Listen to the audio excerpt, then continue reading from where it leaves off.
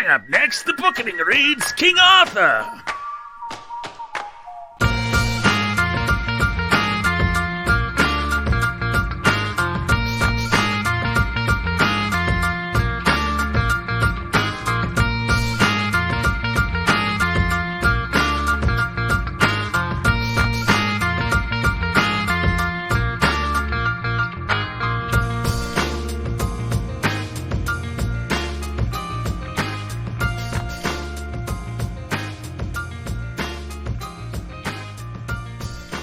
Hey everybody, welcome to the Bookening. My name is Nathan, King Nathan, of the Britons, the Pendragon, the Brits. Bretons. Brandon, you know, we should make sure that our British listeners can understand what we're talking about in this episode. We're talking about Albion itself. Hello, Dolly. Albion. Who's Albion? Albion. Oh, Albion. Albion. Old Albie, as we fondly call her in the old motherland. I don't know, I'm a pirate now. Apparently I can't do my British accent anymore. Brits, Arr. Scots, and pirates all understood the podcast for a brief second there. We are very inclusive. Pulled it all into one. We are Nailed it. inclusive of Brits, Scots, and pirates, and no one else. My name is Nathan. I'm King Nathan, the Pendragon. We've got Sir Chastain right there. Hey. And He's the one who breathes into his microphone all the time. Yeah. If you hear, You hear he's just actually a horse. As far as things from King Arthur lore go, he's a horse. I am Mr. Ed. Yes. Hey there, King Arthur. A horse is a horse. Of course. Brandon, actually 2 coconuts just Brendan is smacking just two together. coconuts. The whole, if you hear Brandon, that's actually what you hear. Everyone who's loved a googly context eyes. session before has just loved the sound of 2 coconuts being Just rattling away. just rattling away. Yes. 2 coconuts in Nathan's hands. Yep. What is academia if not 2 coconuts just rattling away? There's your t-shirt. That's right. What Hey, is that's not a bad academia t-shirt. if not just 2 coconuts rattling away? There's the t-shirt. Make it happen. That's a good t-shirt. Now, we actually have a friend and fan who I believe writes down quotes from every episode, and he has told me, send us a list of all the quotable things when the time comes. So I hope that we don't have to keep track of this stuff. So write it down. The most quotable lines, Nathan. Who has the most quotable lines? Yeah. In the Bookening? Yeah. What's the most quotable line in Bookening history? It's Always not try Christmas, to find y'all. it, right. It's not Christmas, y'all. That's pretty good. Yes. Yeah. People don't like that. Terrifyingly Tend to like writes the best t-shirt that we've ever had. Yes. I mean, we've only Not had 2, Christmas. but still. Yeah. Probably the host wait, so that thing was pretty good. A needle pulling thread. But that never turned into anything. That ever turned into a t-shirt. Well, it would just be a Sound of Music t-shirt, really. I mean, Yeah. so a needle pulling thread, so Spear Danes and Days Gone By. One day it'll be a Encouraging tattoo greatness. if I get my way right. Yes, it would. Yeah. Yep. Do you think anyone out there has a Bookening tattoo? Do we have a fan with a tattoo? We should. Yeah, if you're someone out there that likes to make poor life choices, then I highly encourage you to get. We've got this great comic book art of the 3 of us, and I think you should get that tattooed. I think you should get the first chapter of War and Peace tattooed on your face. Right. In the shape of Brandon's head. Yeah. It's not gonna fit. The first chapter of War and Peace? Is it Short long? chapters. Yeah, I think it's got pretty short chapters. He didn't say get all of War and Peace. If someone wants to get too small, it's just going to look like it's all, just The whole black the whole ink. chapter in your face, on your face, in the shape of Brandon's head. Have you ever seen those little microscopic books? Like No. the Bible, and it's like the size of your thumb? Have you seen tattoos? What are you talking about, Nathan? I've actually never seen a tattoo. I should probably I didn't think so. Yeah. Talking about then. see a tattoo. What are we talking about? We're talking about King Arthur, King of the Brits. I've introduced Sir Chastain, the knight. Stay away from my wife, Mr. Knight. You're not Lancelot. You're, what's the innocent virgin guy that finds the Sir Robin. Not Sir Percival? Robin. He ran away. No, the goody two shoes. He finds the Grail. Galahad. Galahad Oh, found the yeah. Grail, not Percival. Yeah, Percival's definitely not the guy. Yeah, no. It's Galahad. I'll be Galahad. Why not? Yeah, I gave you the best knight. I mean, Galahad is a baller knight. I mean, yeah. I don't know. Who would you rather be? Nope. Lancelot. Sure, yeah, I'll be Lancelot. Lancelot. I just don't want you hitting on my wife, frankly, Yeah, Brandon. I mean, that would be Yeah. the other side of the fact that Lancelot's kind of the coolest knight. Well, he's never actually portrayed as that cool of a. I mean, they say he's a cool knight, but then anytime you see him in a movie, he's played by Richard Gere or some garbage like that. That's right. so- Well, but Arthur is played by Sean Connery, so I mean, pick your poison. I'll drink It's a a pretty awesome King strong Arthur, actually. chalice of Connery. The only thing I remember about that movie is some sort of Rube Goldberg contraption that You knights don't remember are. the like, we're gonna be naked under a waterfall forever thing? I don't remember anyone. Isn't- I don't. Isn't that? I- pretty sure that's the thing.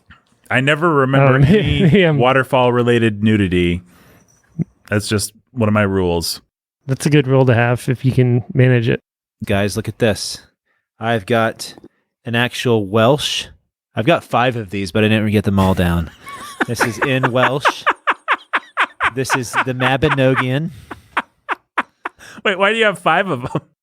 because they're all the different stories, branches of the Mabinogion.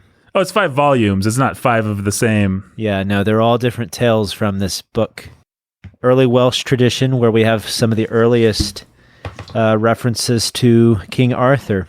In this wonderful 100-page introduction, it talks all about Arthur's court. You have the abduction of Arthur's queen and a lot of the establishment of some of the early Welsh versions of Arthur, where we get some of our earliest instances of and references to him. Of course, as everyone knows, the Mabinogion was compiled in the 13th and 14th centuries, so therefore there's a big question as to when these tales were written. They could have been early as, you know, the 3rd or 3 or 400s, could have been as late as the 12 or 1300s, and therefore influenced by another person we're going to talk about later today called Chrétien de Troyes. Isn't that a fun introduction, Nathan? That was the greatest introduction that's ever been in front of anything. I was going to give people a lot of a flavor of the nerdy stuff that we're about to get into, because I really like Arthur. People can't see this, but I'm about to prove how much I like Arthur. You guys know that I have Mallory already, and I already have my own version of Mallory, but I didn't get that down. But I have this, 5 of these. I have The Death of King Arthur. I have 3 Arthurian romances. Nice. I have the translated Mabinogion. I have Sir Gawain and the Green Knight. 3 versions of it. I have a book that a good friend of a patron of the podcast gave to me. Remember Yvain? Mm-hmm. Yeah. Yeah. Then I also have Chrétien de Troyes. Some translations there as well. Quite a bit of Arthur on my shelf. So this is a little thing that I enjoy quite a bit. All right, let's just pause for our audience to finish clapping. Thank you. Thank you. No, they're not done yet. Oh. They can keep going. For 50 Okay. minutes if they want to, and get our first episode just on this. Listen, folks, you did this. You brought us. You got our Patreon up to whatever amount. So we're doing King Arthur. We're going to do a deep dive over several episodes, maybe 5 or 6. We'll see how many. But we're going to talk a lot about King Arthur. You are going to learn so much, and it's going to start now with Brandon. You're going to take us how far through King Arthur lore today? We're going to Brandon? try to get all the way up to Chrétien de Troyes, and we're going to read some excerpts from some other stuff too. We might read some excerpts from the Mabinogion. We'll see. But also, I'm going to look up one thing real fast. Okay, as you do that, I will tell our audience that the reason Brandon's doing this is because he is the contextual Texan. He's from Texas, and he provides some much needed context on the work in question. In this series, we are covering all of King Arthur. We're covering just King Arthur stories in general, and the myths and the legends. And I don't know, maybe Brandon will even say something about the history of King Arthur. I'm curious to hear what he has to say. Like the actual king.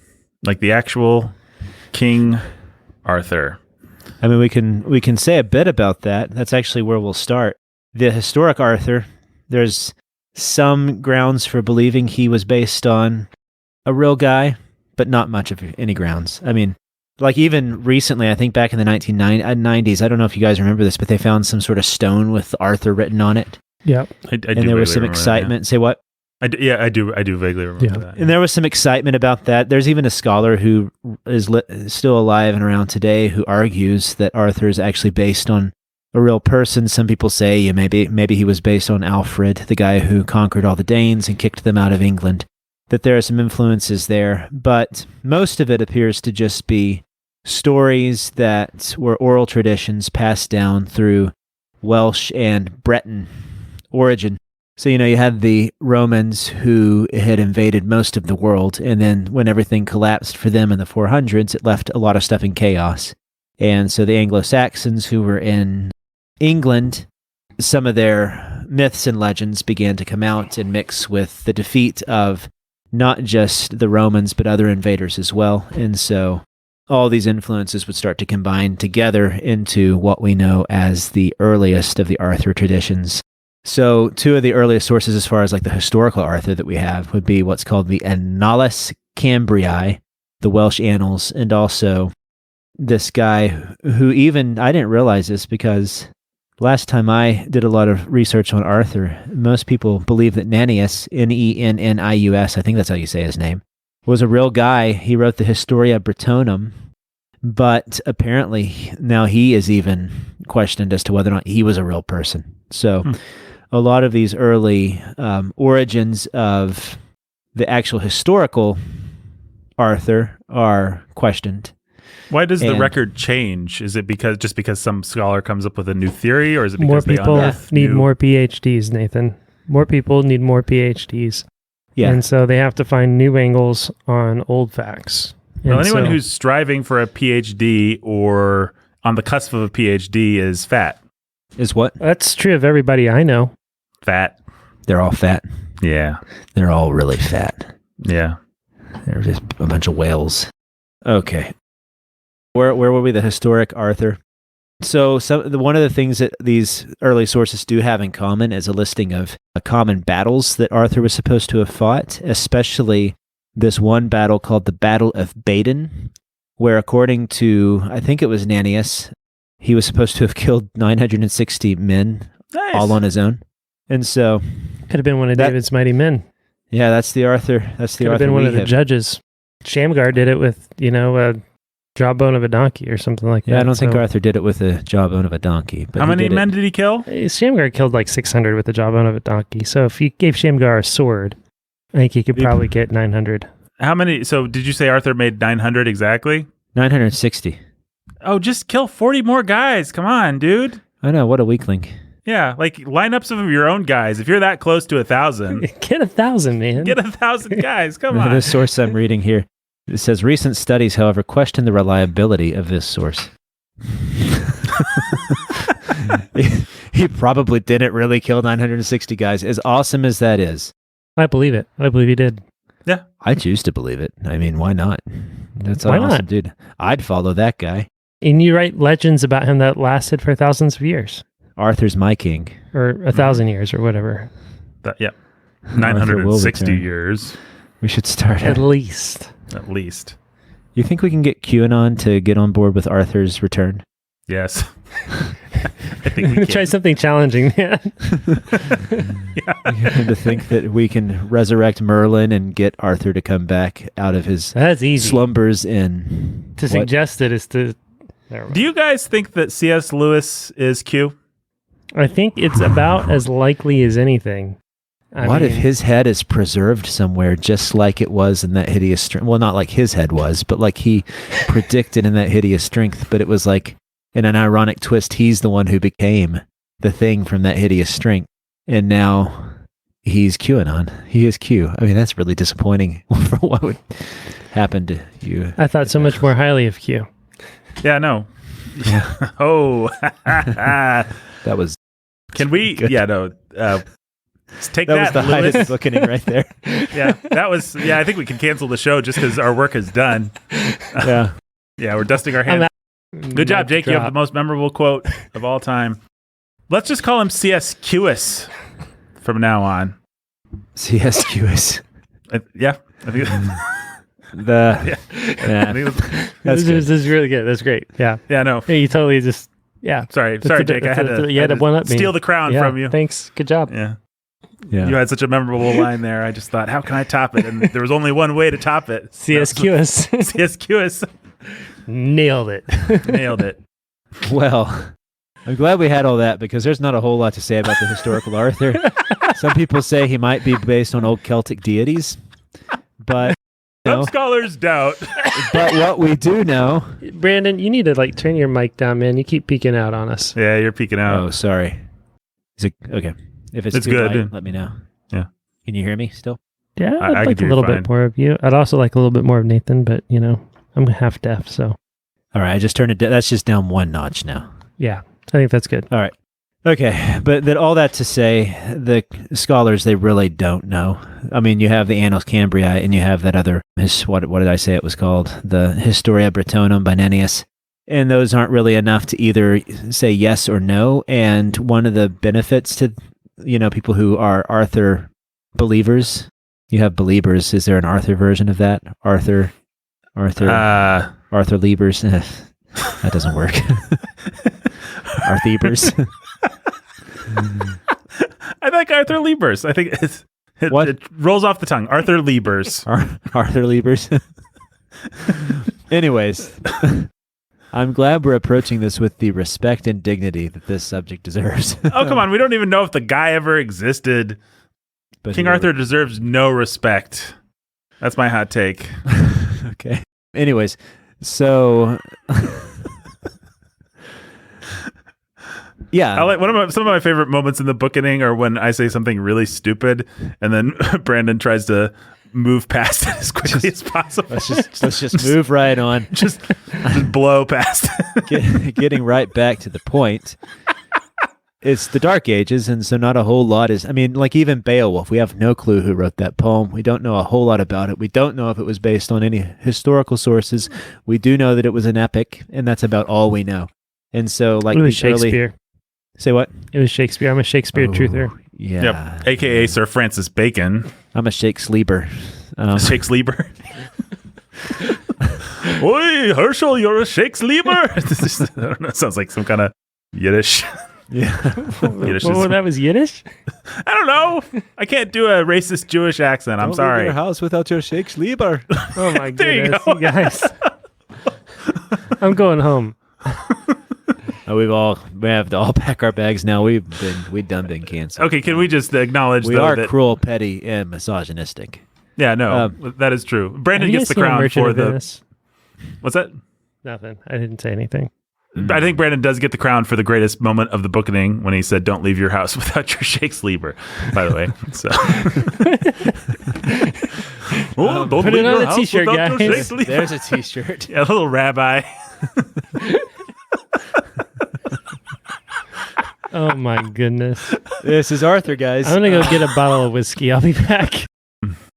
So yeah, the Dark Ages, and so therefore we don't know a lot about this Arthur. We don't know a lot about what was actually going on historically at the time because you had these historians, and I did physical, those questioning quotation marks when I said that because they had flights of fancy, just like who was the guy who wrote the early histories of British Christian Church at the time? Oh, that monk. What was his name? Anybody remember this guy's name? Monk that wrote histories of the church. Yeah, English, British histories. Well, Jake's the pastor. He would definitely know that. Yeah, right but off the top of his head. I think maybe because we're in the Bookening, I have what popped into my head was Beetle the Bard, which is Harry You're Potter character. you're really close. That's I why know. it's the Venerable Bede. Yeah, that's Yeah, yeah. I couldn't. Beetle the Bard popped into my head, and then I couldn't. couldn't the guy move who past it, yeah. Charlemagne was a benefactor of. And anyways, Yeah. but he wrote a lot of those miracles and weird stuff into his histories of the church at the time, and so historians took a lot of liberty with both hearsay and oral traditions and just making up their own flights of fancy, so that it's really difficult to say with any sort of certainty whether or not he's based on any sort of real person. The strongest arguments I've heard say that there's some influence from Alfred on him, which I can see that for sure. I mean, Sure. There's no question in my mind that Alfred's an influence in the stories. Yep. I mean, you have a great king. Alfred is the great king. Yeah. That is sort of the prehistoric Christian great king. Like, yeah.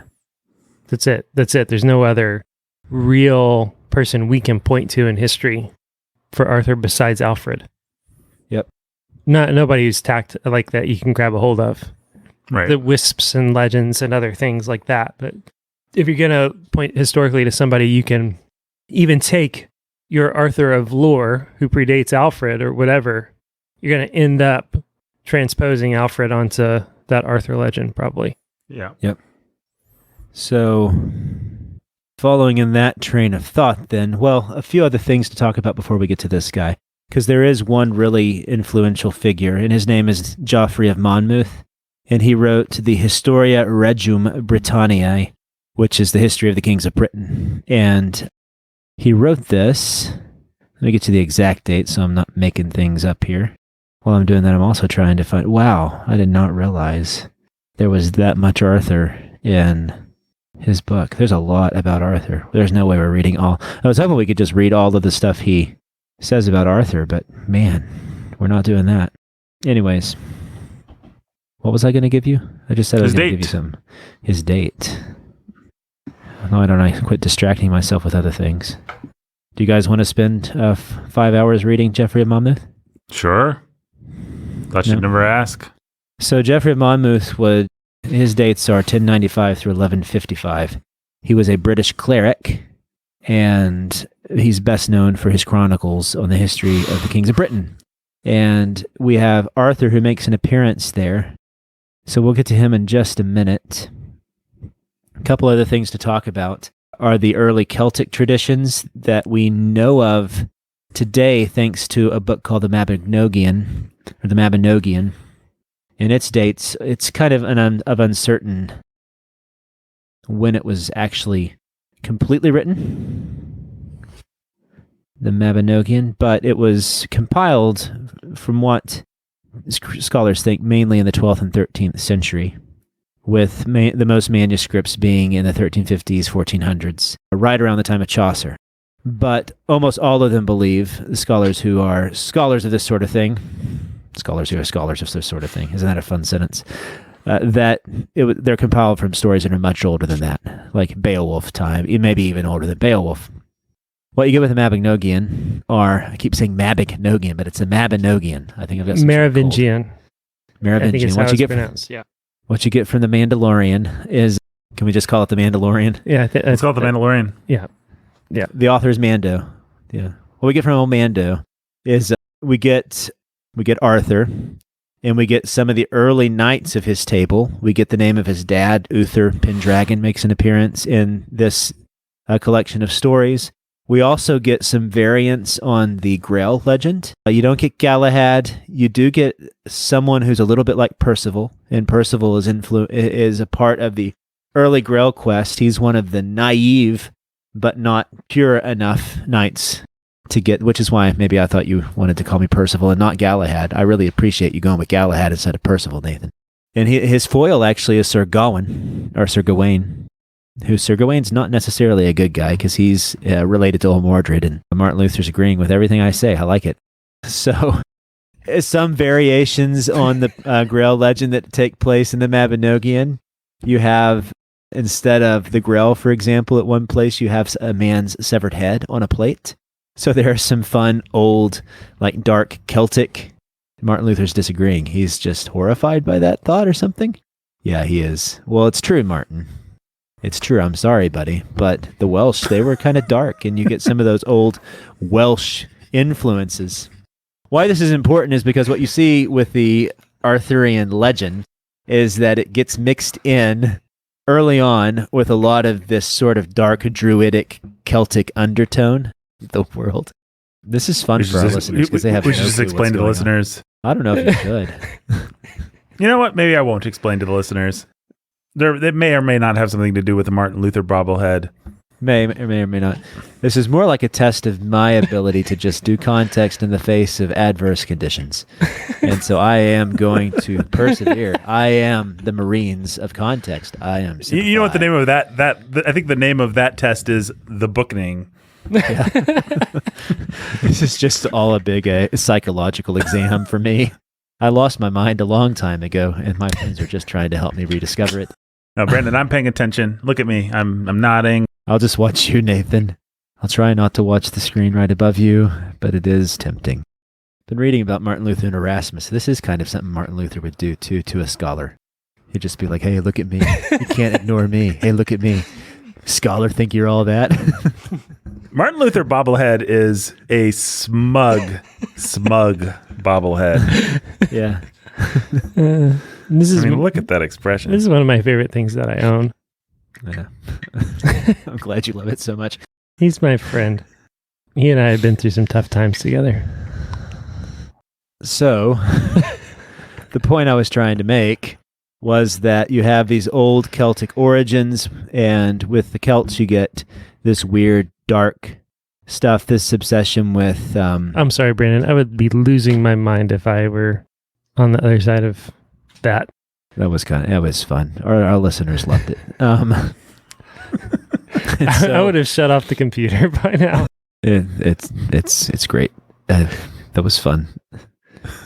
It added some spice and variety to what would otherwise have been a very dry recitation of the facts of the Mabinogion, which I'm sure nobody. And I said Mabinogion again. It's Mabinogion. Before we get a bad review of someone saying.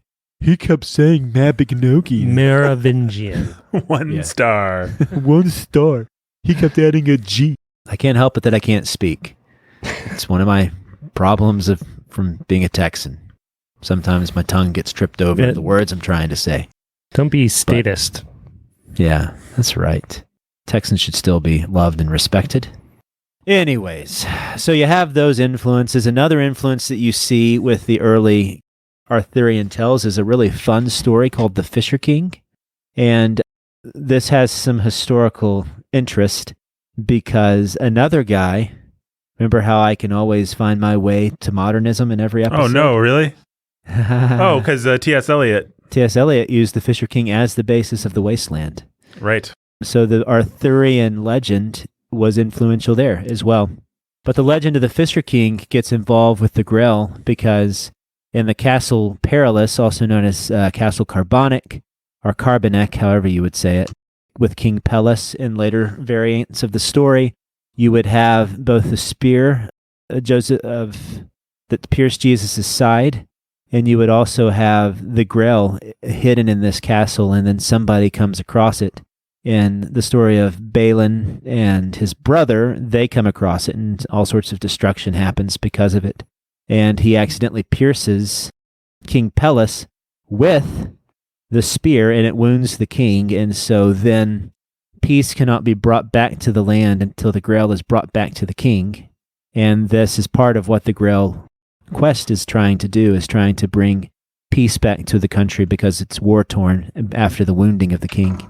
And so the whole myth of the Fisher King is the king is wounded, and everything around his castle is turned into a wasteland until he is able to be healed. And so that's where T.S. Eliot would come up with the idea of the wasteland, with the wounding and death, not death, but just the wounding of the king, and then the loss of fertility because of his wounding in his surrounding countryside. But this would be heavily influential on the Arthurian cycle.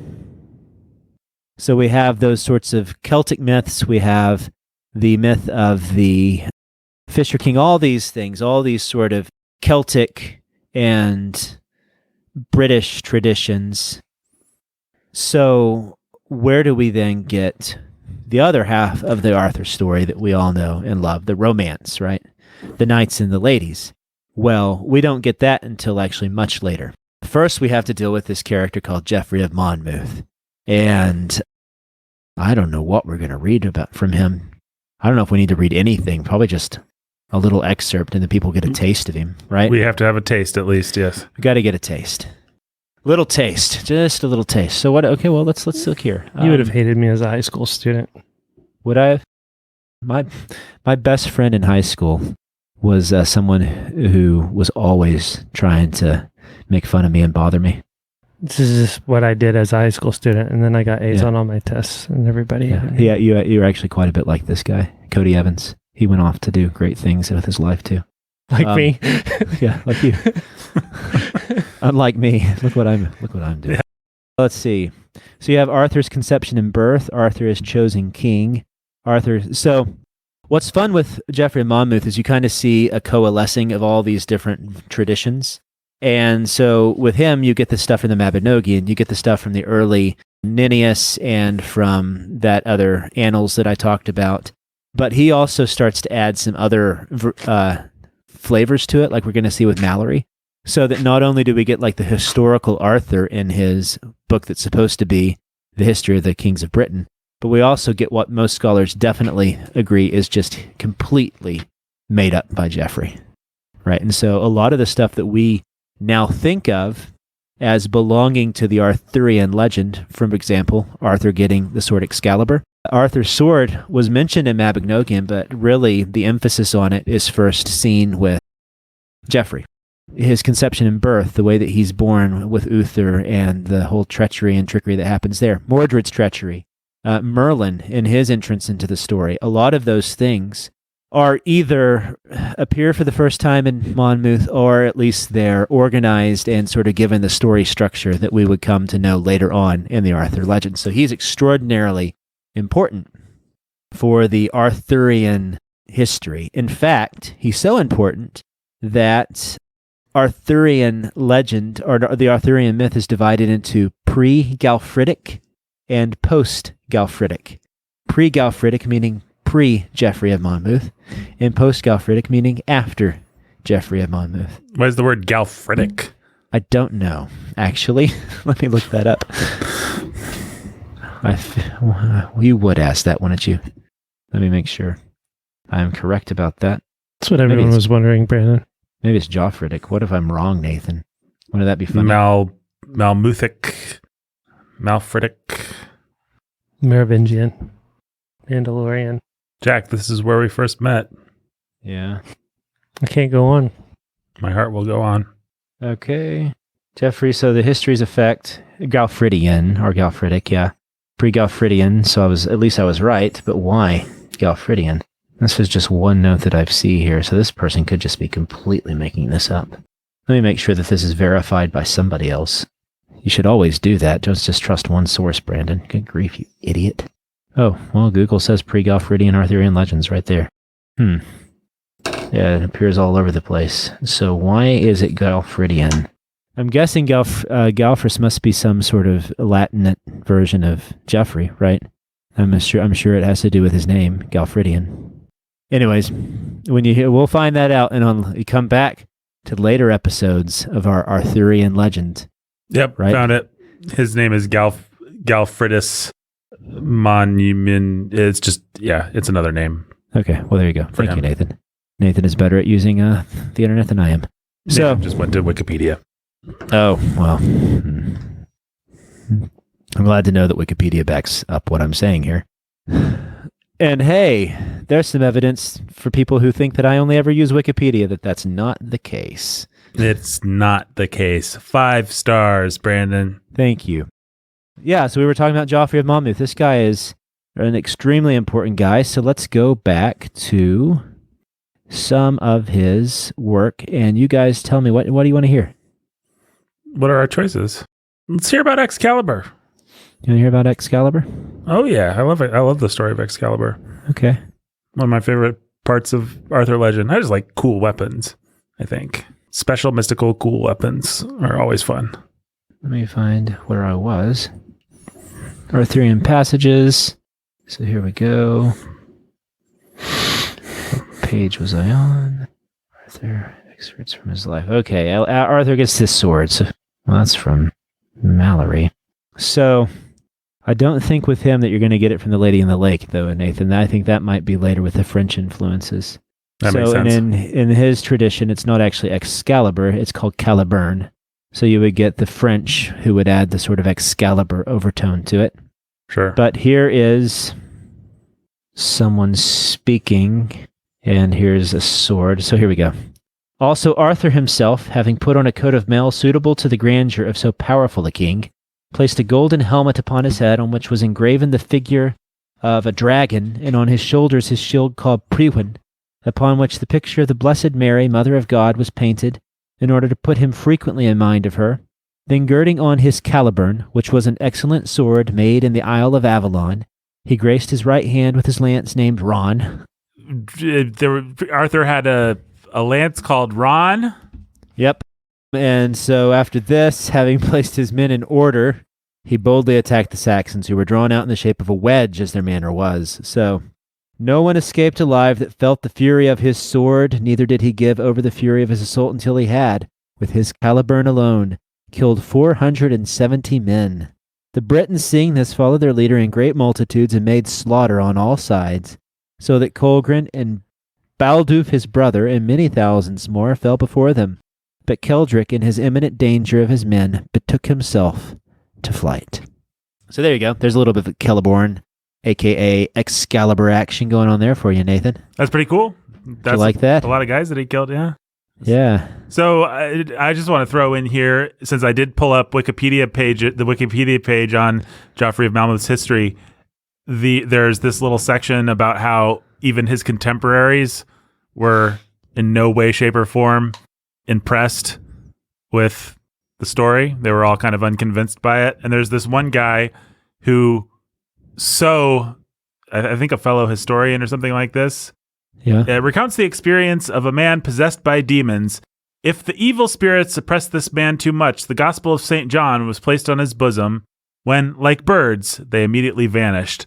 But when the book was removed and the history of the Britons by Geoffrey was substituted in its place, the demons instantly reappeared in greater numbers and remained a longer time than usual on his body and on the book. Whoa. So he thought this book was so full of lies that if you put it on someone... It attracted demons. It attracted demons. So. I mean, I've got demons all around me right now, so maybe that's why. Yeah, I got to get rid of this book. That is a problem. You probably take that off your chest. If you have demons that are just infesting your library, consider getting rid of your Jeffrey Monmouth book. It's our t-shirt. We'll be like a really lame version of the Ghostbusters. We go to people's houses and we'll collect volumes of Jeffrey of Monmouth and burn them. Yeah. No, he's got the original edition. We're going to have to face pandemonium. There's something really specific and strange. On your bookshelf. Who are you going to call? The Bookening. I guess. The Bookening. We ain't afraid of no Joffrey of Monmouth. So we need so we got Egon. Is it Egon, Ray, and who's Bill Murray's character? No. What is Bill Murray's character name? I mean, we all know who I am. I'm the nerdy guy, right? Harold Ramis. Yeah. Eon. Who? Venkman. Peter Venkman. Oh, so it's a question as to who's... Yeah, well, we can litigate this later. Listener, you decide who... We know who I am. I'm easy. I think me and Jake are actually both Ernie Hudson. Yeah, sure. Whatever that guy's name is. I'll be Sigourney Weaver. There you go. I'll be Zool. You can be the Pillsbury Doughboy. Yeah, I'll be the Pillsbury Doughboy.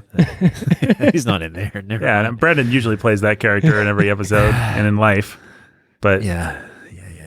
Did you see that Stay Puft thing with Paul Rudd and there was a thing? Yeah, that was lame. Yeah. It was super lame. Yeah, it made me really... Everybody loved Grogu, so we're going to have 5,000 cute little baby Stay Puft Marshmallow men. It was like the opposite. Super cynical. It made me actively go from, I wonder about this, to I don't want to see this. It was... Yeah, it was too cynical. Yeah, it was too cynical of a cash grab. All right, Brandon. Yeah. Jeffrey of Monmouth's book brought more demons to some dude. It brought lots of demons, but it also brought the Arthurian legend into England into more prominence. There would be a translation of it later on. So it was written in Latin. There was a translation of it into Middle English by Wace with the Roman de Bru.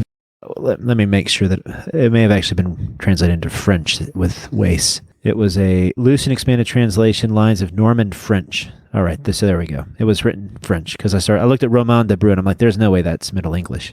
So yes, it was French. So I misspoke there, and that's actually important. Not that I misspoke, but that it was translated into Norman French, because that's actually where we're headed next, which is over to Normandy and France, because with the expansion of Geoffrey of Monmouth's story with the Roman de Bru, other tales of King Arthur making its way into continental Europe through Europe's connection to England, because if anybody knows their history of England, you know that the Normans had a vested interest in England, and in 1066 the Normans actually conquered England through William the Conqueror, so that French influence directly entered into England and would actually then simmer and blow up occasionally and finally culminate in the 100 Years' War throughout the 1300s and not actually be resolved until the War of the Roses. But anyways, so you had that sort of cross-pollination happening between England and France, and lo and behold, France got a hold of some of the Arthur stories, and they gave their French twist to it. And what do the French do better than love and chivalry? And that's what you got with the old French romance. Yeah, and croissants. That's what they do better. Surrender. And they do croissants better. Yeah, croissants and surrender. Escargot and surrender. Yes. Cheese. Meaning surrendering your heart to love. That's not And what we cheese. meant. We meant surrendering in battle, like losers. You Or guys. surrendering your heart to love like a loser. Yeah. you Maybe wanna just being a conquer. loser is the correct answer to that. Yeah. So it came. So with the French poets, they I'm a wrote believer in the French. what they call French you like Liber? believe that French people. So you like believe Lieber they is German exist. for love, and my wife is Huguenot in heritage, so Your wife She's what? Huguenot. kind of French, kind of. She's Huguenot. Boy, I've left my house without my French Liber. Classic. Bringing it back.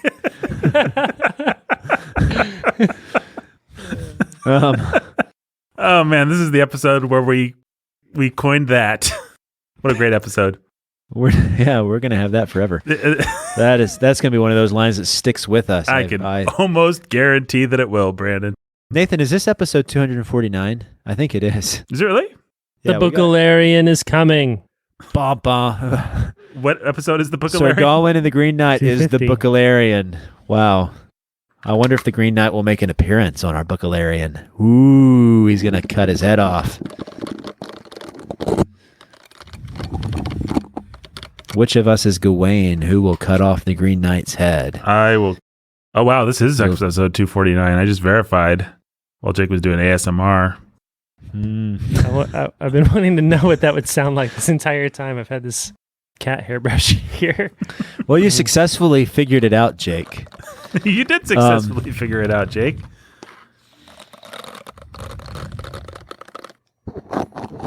Are listeners all having joyful brain spasm things? Yeah. There, did like that. Mr. Ed again. Go on with the context, Wilbur. Oh, right. Brandon. I'm sorry. Give me some steroids like that horse that may have gotten steroids. Kentucky Derby. Yeah. Get that jockey banned. That was a boring story. Was that boring, Nathan? Well, you know what there's nothing boring about? It's old Chrétien de Troyes. Yeah, he's kind of boring, actually. But anyways. Listen, there's nothing He's boring not about boring. Chrétien. There's nothing boring. Actually, that was, what am I talking about? I like Chrétien de Troyes. He's great.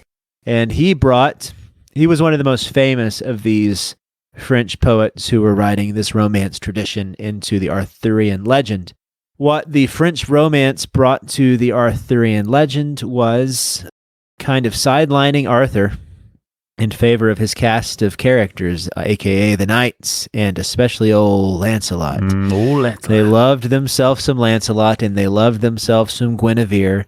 They also loved themselves some Tristan and Isolde. They loved themselves Ewaine, things like that. And so those were the stories that they really told quite a bit about, and was very influential in establishing these. And he wrote, I think, 7 or 8 that were really influential. And he was writing at the end of like the 1200s. And so this is where it gets a little bit messy with the Mabinogion, because scholars don't know which came first, the Mabinogion or Chrétien de Troyes. Was the Mabinogion compiling the Welsh stories that influenced Chrétien de Troyes, or was Chrétien de Troyes writing the stories that influenced the Mabinogion? It seems like the Mabinogion has deeper roots, but there are a lot of similarities between Chrétien's stories and the Mabinogion's stories. Yes, the chicken and the egg. And Baby Yoda would have eaten those eggs. Genocide. Mando would have stopped him. He would have. Some of the time. The Mad Big Glory Glopian. So anyways. And the terrible, horrible, no good, very bad day. You know, it is one of the age-old questions. My daughter is, 6 weeks old? And just yesterday I was burping her, and what should come out? But, Daddy, which came first, the Mabinogion or Chrétien de Troyes? It's just an age-old question. And then you're like, sweetheart, you mispronounced both of those. She's a baby. I let her have it. She's 6 weeks old. I thought it was pretty good. Got to get on top of that, Nathan. You know what? I spanked her. If you were giving her a classical education, she would have been saying that by day 1. My kids are classically educated people. I love classical education. What are we talking about? The Chrétien de Troyes. Chrétien de Troyes. Which came first? And so, would you guys like to hear some? Chrétien de Troyes mainly wrote. Me hit a small drum. Yeah, I would love it. Oh, poor Brandon. This is the episode. This is like the most Bookening episode we've done in a long time. This is a very Bookening episode. This is a very Bookening episode. But Brandon wants to read from his thing. Let him read from his thing, Jake. Come on.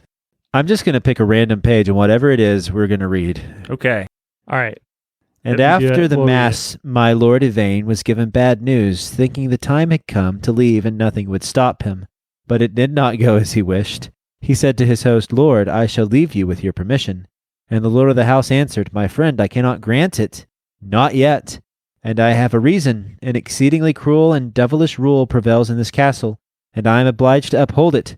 I shall call 2 of my soldiers, great strapping fellows and strong, and right or wrong, you are obliged to fight them both. If you can fight them off and kill them, my daughter wants you as a husband. And this castle and all the hands and honors that go with it will be yours. Lord, said Yvain, it's not what I wish. God will not give her to me. She will stay with you, for she is beautiful enough and good and well-bred that the Emperor of Germany would do well to win her. There you go. Was that fun? That was good stuff. That actually was good stuff. That's great. Yeah, I'm glad I chose that. And so you can actually see here on the book that it is poetry. It's backwards for you guys, but still, this was written in verse, and that's because he would go... It wasn't backwards. It wasn't backwards? You could see it, right? I could read it. Oh, sweet. It looked backwards to me. But I guess that's because I would be flipped for you guys, but not for me. That's right. See how you can read sure on my microphone, but it's backwards on yours? Oh, yeah. You're very... See how Nathan's mole is on his left cheek in yours, but on his right cheek in his? What? Yeah. And I can read Sharpie. I cannot. You're like a regular Sherlock Holmes.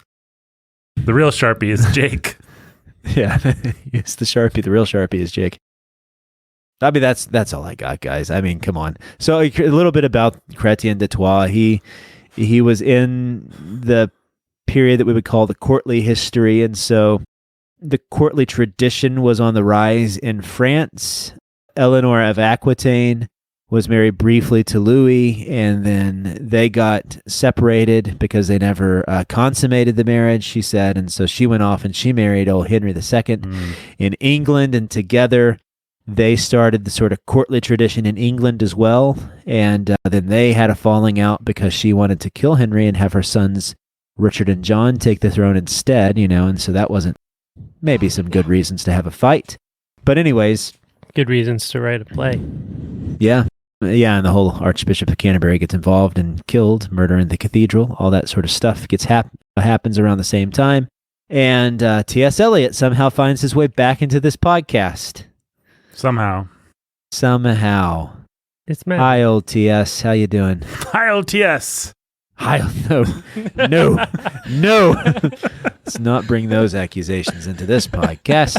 What would the court be like? Well, they would all be singing songs of love and poetry in the court, and there would be the young knight praising the lady and going off to tournament fights for her on her behalf and saving the damsel and doing great feats of courage and all these things that we associate with the Knights of Arthur. Heath Ledger.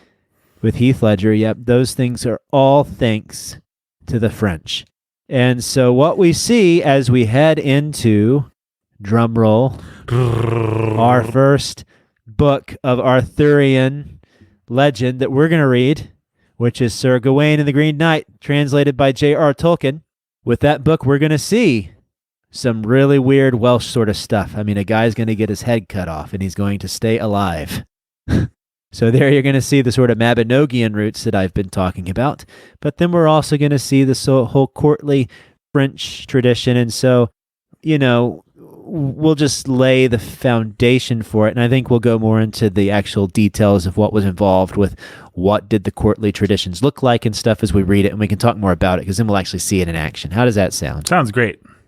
Because I think I'll make it easier. So we can talk about what was chivalry, what were the codes of the knights, how did the French get involved, and we know how they got involved, but what did that sort of French influence look like?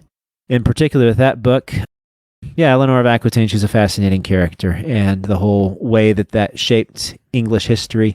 The English language would change, actually. That's a fun fact.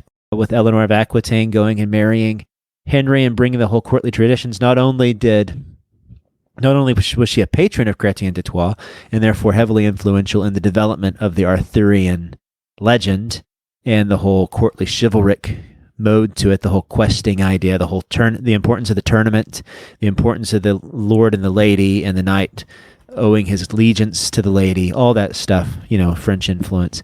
But the whole English language would change because you would have the Norman influence come over into England with the courts all speaking French at the time because, that's just the way it would be. Everybody wanted to, it was kind of like the Russians speaking French in War and Peace, Mm-hmm. Everybody wanted to be cultured and refined, and therefore English was able to move eventually out of Middle English in the 1300s into modern English, which paved the way for Shakespeare. So there we go. This is all intertwined. It all is connected. Everything is the Matrix. Everything is the Matrix. And I am Agent Smith. Orange. Yes, I am Agent Smith. I am trying to be the virus that brings it all down. Mr. I'm Agent Alberson. J. Nathan's Agent K. And Mr. Alberson. Yeah, I kind none of this ever happened. My name is Nathan. Been doing that for 20 years.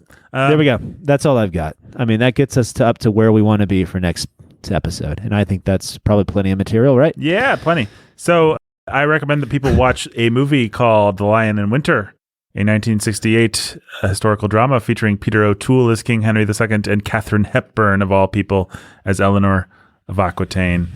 Who plays Richard? Richard is, I believe, Anthony Hopkins in his first major film role. I mean, it's so all of this, like, you can't understand the Crusades and the sort of so the Catholic Church was also becoming very prominent during this period as well.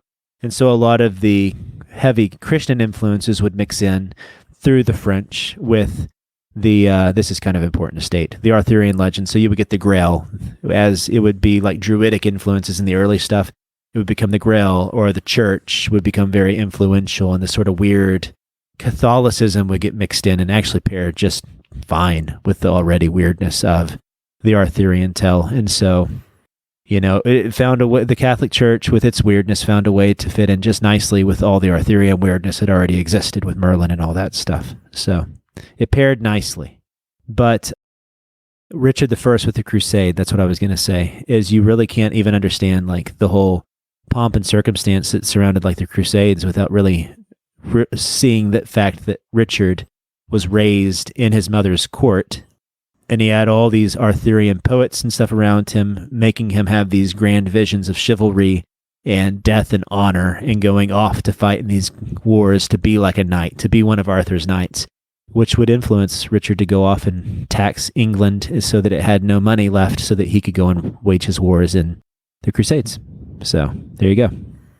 Some real life political ramifications of these Arthurian stories. And another great Sean Connery performance as Richard the Lionhearted. When he comes back to save the day. In that wonderful movie. The best. Yeah, no, if you like historical dramas and you like movies where you kind of learn things, The Lion in Winter's really good. I thought you were going to say Robin Hood. Robin Hood, Prince of Thieves is a wonderful movie. And you should definitely watch it. If you like rape, then Robin Hood, Prince of Thieves. Once again, just not a nice movie, but it is Brandon's favorite movie, though. And so we have to tread carefully. For obvious reasons. Yeah, I mean, you know. We haven't had Rickman show up on the podcast in a while. What is it? Your name is Brandon? Frailty, yes. Frailty, thy name is Brandon. Frailty, thy name is Brandon. Old Eleanor of Aquitaine's pulling for Richard to be the king, and Henry is pulling for John to be the king, and there's lots of intrigue and skullduggery. Oh, that's wrong. But yeah. Is that wrong? Henry didn't want either of his boys to be king. It's been a long time since I've seen the movie. He wanted to survive. I mean, you're going to have historical stories that add things like that just to get some tension. Pretty sure that after Richard couldn't be king, she went ahead and decided to try John on first a try, and he didn't work out too well either. So she just, Well, speaking of trying things, I could perfectly be wrong about that too, Nathan. I don't actually know. I feel humiliated, and I'm never going to speak on the Bookening again after this episode, because we need to shout out our donors. You know what? Let's one big shout. Hey. Yo, donors, what's up? Shouting you out. Sorry. Let's just introduce our new donee. Or no, we're the donees. Let's introduce our new donor. I don't know why I made that. Our donator. Yeah, let's introduce our new donator. So last week, Brandon, you weren't here. We met Christopher the Flower Hulk. What? Yeah, we got. Yes, we did. Yeah, we've got a nice recent crop. John the Cosmic King of Chaos, Matthew the Mind Flayer, Annie, are you okay? Get your gun. Flight of the Valerie. That one's good. Yeah, no, I love Annie, are you okay? Get your gun. That's one of the best donor shout out names. Right up there with Thor Ragnajosh and Stephen ... and Peg. I love Stephen ... I love all of our donor children. Man, we're wonderful. We're really good at this. We are really good at this. And Peglodon, of course, and then Christopher the Flower Hulk. And Christopher the Flower Hulk. We have a new... Why Christopher the Flower Hulk? Do you guys have a reason? There were reasons. There's always reasons, but if you think we remember those reasons, then you're sadly mistaken. You need to listen to the program, my friend. Let's talk about our new donor, though, our new donator, Crystal. Welcome, Crystal. Welcome, Crystal. Welcome. Yeah, welcome. Sorry. And glad you're here. Glad you're here too, Christopher the Flower Hulk. I don't think I got to say that because I wasn't here. Brandon, these are people who want you to be paid, because if we get to 2K... Oh, yeah, that's right. You people are particularly signing up for that. So, especially fond of you, Crystal. Hi. And you too, Christopher the Flower Hulk. Can we say something else? I'm so confused. She gone? Oh. You mean like on this show, Jake? Oh, I just mean anywhere. I mean, we could promote it here, but I was just saying, I bet if we just said, listen right now, people will be like $1, $2, $5. Let me listen to that thing. Yeah, that's true. We can do that. And some of those might stick. Yep. Sorry, Brandon. So what are we going to name Crystal? People are texting me about the episode. That's what made me think of it. What is Crystal's name? Clear as Claritin. Claritin? Nah, she deserves better than that. Crystal Claritin. Crystal Sweet Persuasion. Well, the Lady of the Lake is probably in a crystal clear pond. Crystal of the Lake. Lady of the Crystal Lake. Lady of the Crystal Lake's not bad. That's kind of good. You know, I let's like let's that. try it on for size. Lady of the Crystal Lake. The Lady of the Crystal Lake. Yeah, we'll The Lady of the Crystal Lake. Lady of the That's Crystal good. Lake. We'll see if we like It's it. pretty elegant. Yeah. The Lady of the Crystal Lake. And and it's different. It's such a change of pace from what we normally do. Yep. And the Lady of the Crystal Lake. I like that. Yeah, I like that. Lady of Frankenstein. the Crystal Lake. Okay. Well, there you go. We have Christopher the Flower Hulk and the equally elegant Lady of the Crystal Lake. I love it. Dracula. Frankenstein. Yeah, there we go. Hey, it's Fat Alplane. Hey guys, just flying through. Bye. Goodbye, Fat Alplane. I'm glad he made an appearance. Yep. And Hey, we're going to do our Arthurian baggage. let's talk about that next time. Yeah. Okay. Well, thanks for listening to the show, folks. This was the most bookening episode in a while, as somebody or other said. I feel like we've had a lot of apologize for that. bookening. Jake apologizes, though.